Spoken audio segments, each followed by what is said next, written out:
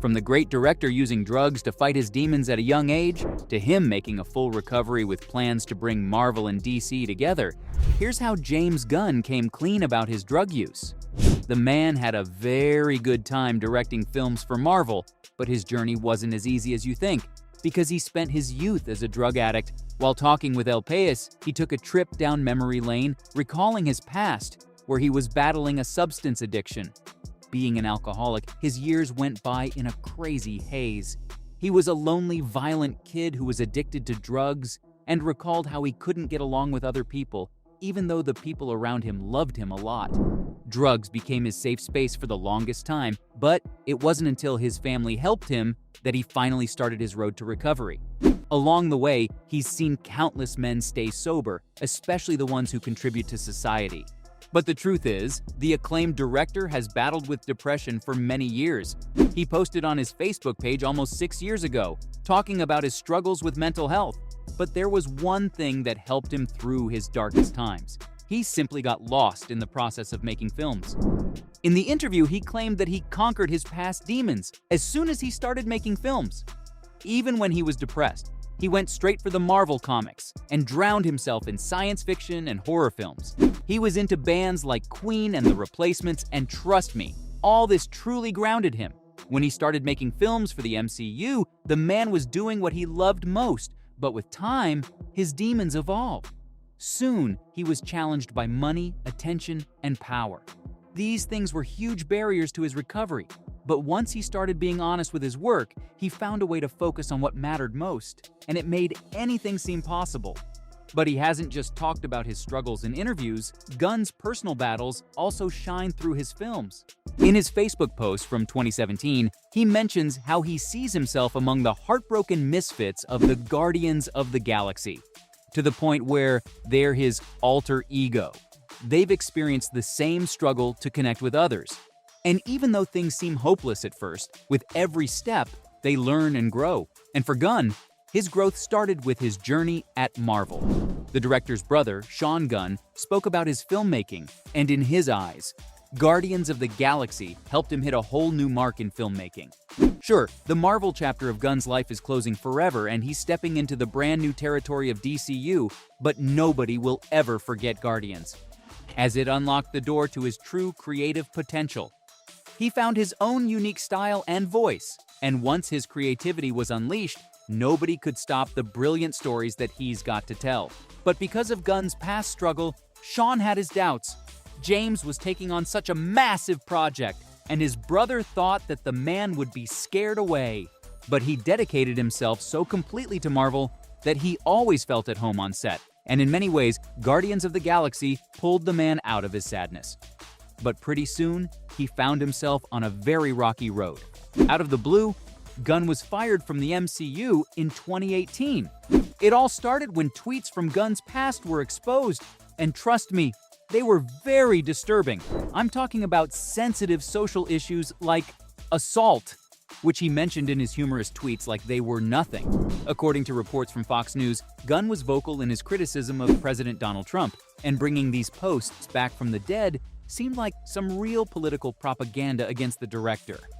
Sure, his unconventional sense of humor hasn't always been liked, but this time, things got very serious. Negativity took the best of his career, and Disney, known for its quick actions, wasted no time in responding. Alan Horn, the chairman of Walt Disney Studios, came out explaining that the offensive statements from James's feed were unforgivable. But that's not all. He called them indefensible and inconsistent with their studio's values, and confirmed that they'd ended their relationship with the director. Alan seemed pretty mad about it, but this decision didn't stand for long. Just a year later, James was back at the MCU. Not only was he rehired for Guardians of the Galaxy 3, but also a Christmas special for Disney+. But how did the tables turn so quickly?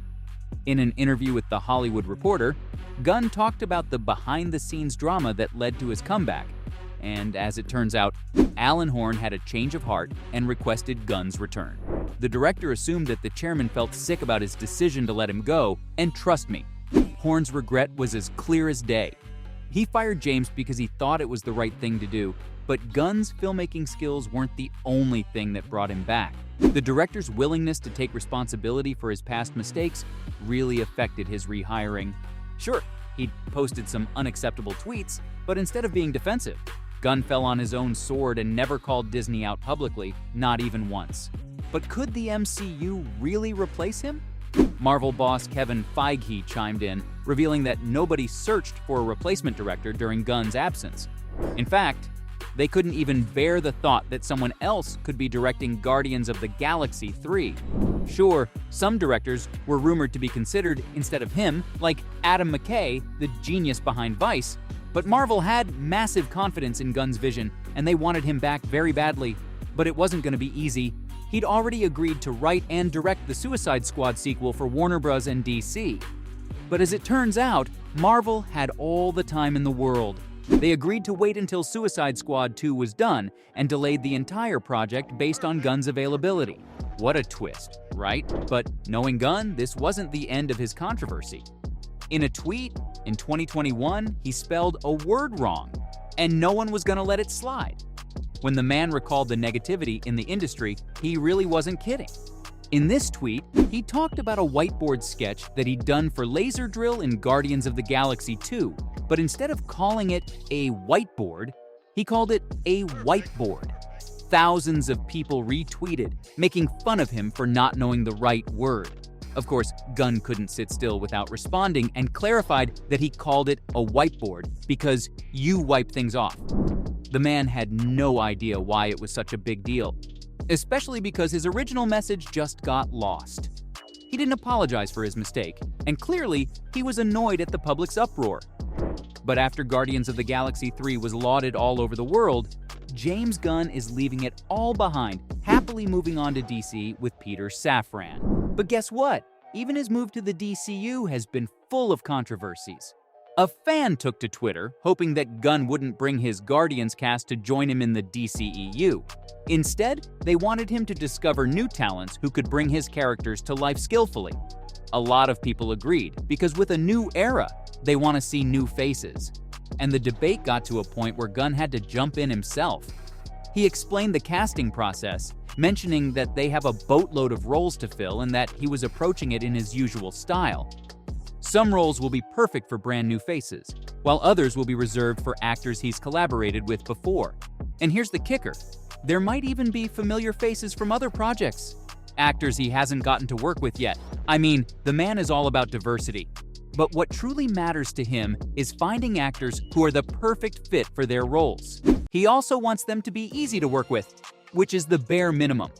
You can't bring anything to life if there's no coordination, and with his focus entirely set on Superman legacy, he's working under a lot of pressure. But I'll let you in on a secret. Even with all that pressure, working on films has helped the man recover from his drug abuse. And now, he's ready to bridge the gap between Marvel and DC. Gunn finds it odd that people see a rivalry between the two studios, when in fact, both of them have the same job. Both the MCU and DCU make films to attract an audience to the theaters, so instead of having one winner, both studios can be winners.